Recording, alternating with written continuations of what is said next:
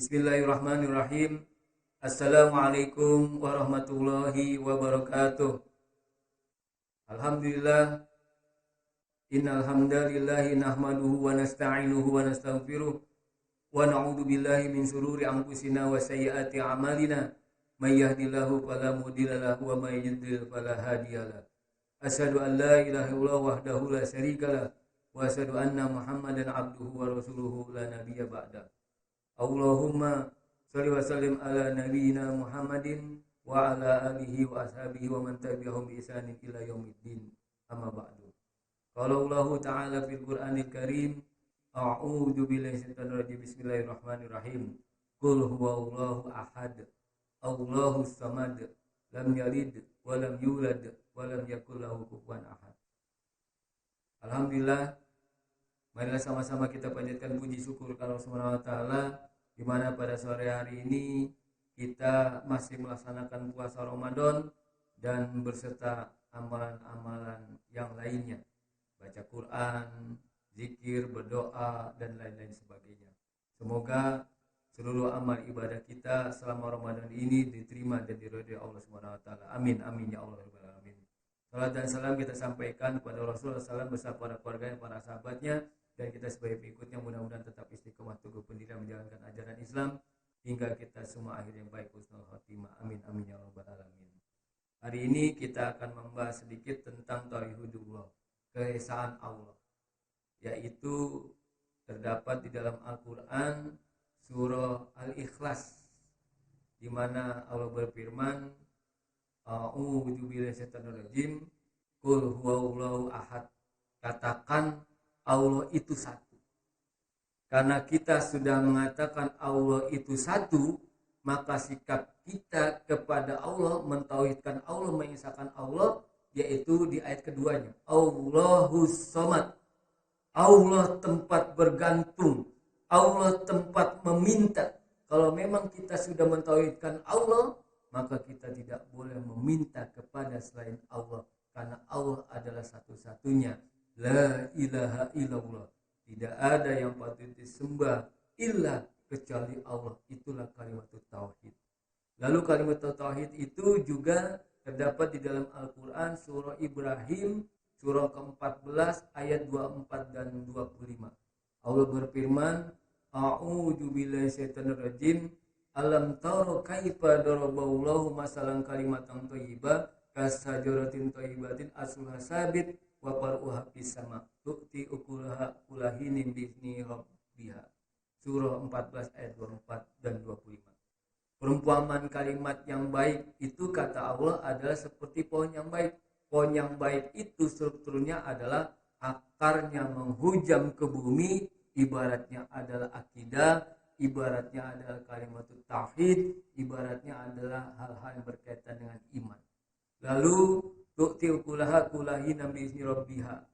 Lalu dengan itu, dengan sebagaimana akarnya menghujam ke bumi, wapar uhapis sama, dan batang yang menjulang ke langit, itu ibaratnya adalah as-sholatu imaduddin, kata Rasulullah, yaitu sholat itu adalah tiang agama. Artinya adalah batang yang menjulang ke langit itu ibarat yaitu tiang, sebagaimana bangunan, maka itu disebut struktur yang kedua. Kalau pohon ibarat batang, kalau ibarat bangunan adalah tiang. Kalau ibarat bangunan disebut pondasi, maka kalau ibarat pohon yang baik yang namanya akidah atau pondasi itu adalah akar yang kuat. Lalu batang yang menjulang ke langit itu dikaitkan dengan ibadah. Lalu yang berikutnya tu'ti ukulaha kulahin bi'izni rabbiha, dengan seizin Allah menghasilkan buah. Buahnya itu adalah akhlak. Jadi dalam hal ini kita disuruh oleh Allah memperkuat tauhid kita, akidah kita dengan konsep la ilaha illallah, tidak ada ilah yang patut disembah kecuali Allah. Lalu tauhidullah, mengesahkan Allah dari sisi yang pertama adalah rububiyatullah, menjadikan Allah sebagai yang kita akui Allah itu sebagai al-khaliq, Allah itu sebagai pencipta, dan kita sebagai makhluk. Artinya sang pencipta itu menciptakan makhluk, maka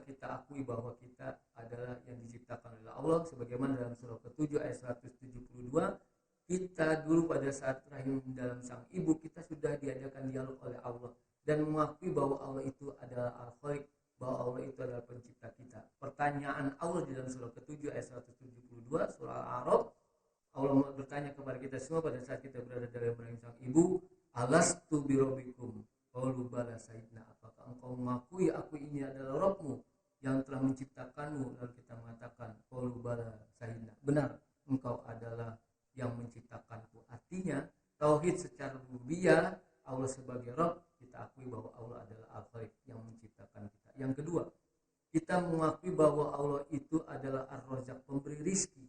Maka kita bersyukur Allah memberikan rizki kepada kita, sebagaimana dalam surah 62 surah Al-Jumu'ah ayat ke-11, di mana itu berkaitan dengan wallahu khairur razikin, dialah Allah paling baik pemberi rizki. Maka kita akui bahwa tauhid secara rububiyah, kita akui bahwa Allah adalah pemberi rizki dan paling baik pemberi rizki, wallahu khairur razikin. Lalu yang berikutnya adalah bahwa tauhidullah dari sisi rububiyah, kita mengakui bahwa Allah itu Al-Malik, Allah itu pemilik. Makanya kita dianjurkan oleh Allah disuruh banyak memperbanyak doa.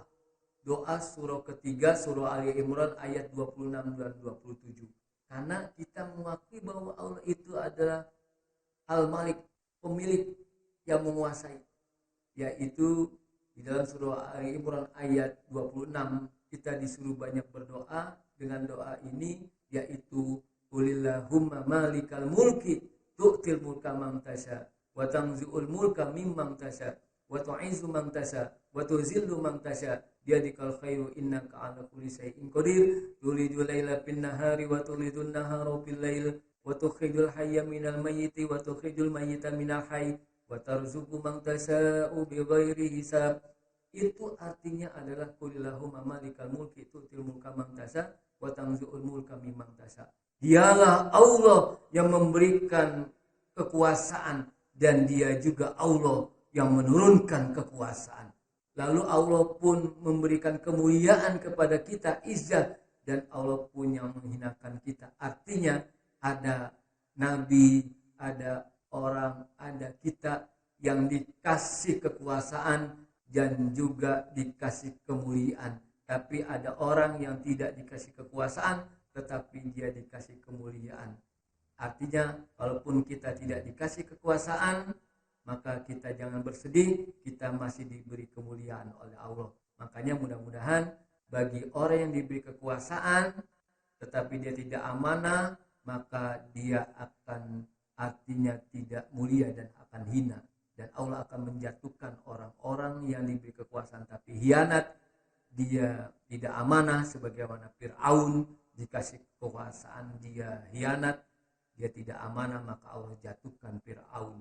Lalu kita lihat bagaimana Nabi seperti Nabi Sulaiman, Nabi Yusuf, Rasulullah SAW itu dikasih kekuasaan dan kemuliaan oleh Allah SWT. Artinya Nabi Sulaiman sebagai seorang raja dan dia pun sebagai orang yang mulia, yang beriman, bertakwa kepada Allah SWT. Dan juga Nabi Yusuf juga sebagai seorang raja dikasih kekuasaan dan dia pun mulia pada saat dia dikejar-kejar oleh Zulaikha dari belakang karena dengan kegantengannya, yaitu Zulaikha tertarik lalu dikejar-kejar, tetapi Nabi Yusuf tidak mengindahkan ajakan dari Zulaikha yang nantinya akan menjadi maksiat. Ternyata ditarik-tarik dari belakang, ternyata robek di belakang, lalu disidang. Kalau memang robeknya dari depan, ternyata Nabi Yusuf itu terpengaruh dengan Zulaikha. Tetapi karena robeknya di belakang, ternyata Nabi Yusuf tidak hina karena dia mulia, karena dia takut dengan kemaksiatan, takut sama Allah. Akhirnya kekuasaan itu Allah berikan dan kemuliaan Allah berikan sebagaimana Nabi Sulaiman, Nabi Yusuf dan Rasulullah SAW pun juga diberi kekuasaan sebagai seorang rasul, presiden, panglima perang dan lain-lain sebagainya. dan Rasulullah mulia di hadapan para sahabat, mulia di hadapan Allah Subhanahu wa taala dan di hadapan kita semua. Makanya kita bersolat kepada Rasulullah SAW, Allahumma sholli ala Muhammad wa ala ali Muhammad. Mungkin ini saja, bila taufiq hidayah wa minkum. Wassalamualaikum warahmatullahi wabarakatuh.